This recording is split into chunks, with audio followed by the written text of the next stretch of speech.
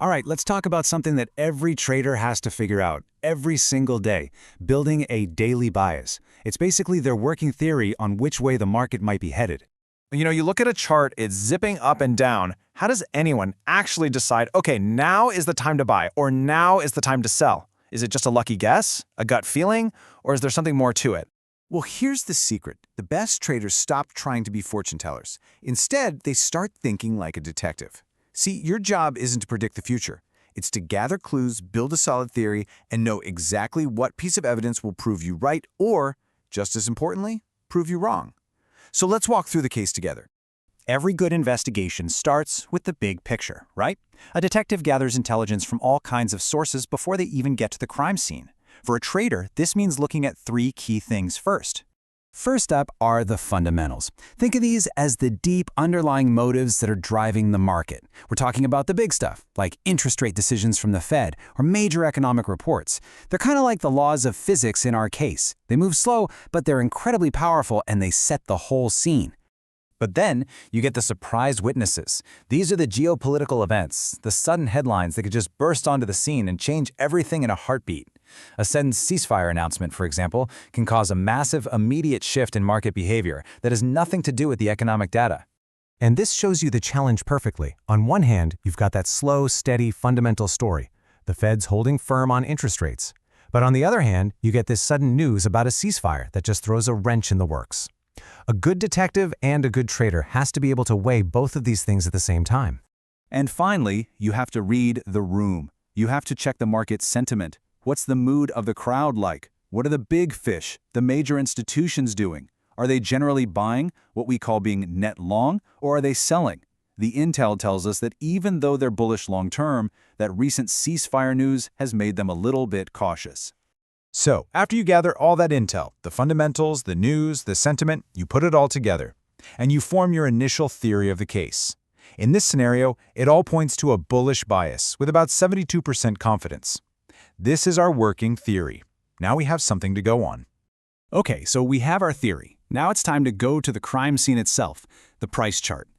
This is where we're going to look for actual hard evidence that either supports or goes against our initial bias. But before we look at a complicated chart, let's nail down two super simple but crucial ideas: support and resistance. Honestly, just think of them as a floor and a ceiling. Support is a price level below us that acts like a floor, where buyers usually step in. Resistance is a price level above us that acts like a ceiling, where sellers tend to appear. That's it. Floor and ceiling. Okay, so check this out. This chart is basically our detective's map of the crime scene. It shows those floors and ceilings not just as lines, but as zones. You can see that immediate resistance zone up top. That's our ceiling for now. And you see that Sogeking pullback re-entry zone? That's a potential floor we're going to be watching very, very closely. These are our areas of interest. Now, having a map of the key zones doesn't mean we just jump right in. No way. A detective looks for a specific pattern of behavior, a modus operandi. In trading, we call this a setup. The specific pattern we're looking for here is called the Sogeking pullback. Sounds complicated, but it's really not. It's just a simple three-step process. First, we need to see the price smash through that old ceiling. Second, we wait patiently for the price to come back down to test that old ceiling, to see if it holds as a new floor. And third, we watch for a clear bounce, a sign that buyers are stepping in and defending that new floor. So, let's recap. We have our theory of the case, bullish. We've got our map with the key zones identified, and we know the exact pattern we're looking for. Now it's time to build a very, very precise action plan. And probably the most critical part of this whole plan is the trigger. This is it. This is the final clue. It's the one specific thing that happens that tells us, okay, our setup is confirmed, it's go time. And in this particular case, our trigger is something called the T2 Pullback. We're not guessing, we're not hoping, we are patiently waiting for this exact event to happen on the chart. If we see it, we act. If we don't, we do nothing. It's that simple. Okay, so we've got our theory, we've got our pattern, we've got our trigger. We're all set, right? Nope, we are not done.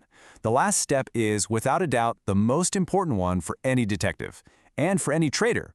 You have to plan for what happens if you're wrong. Here it is, the complete action plan all on one page.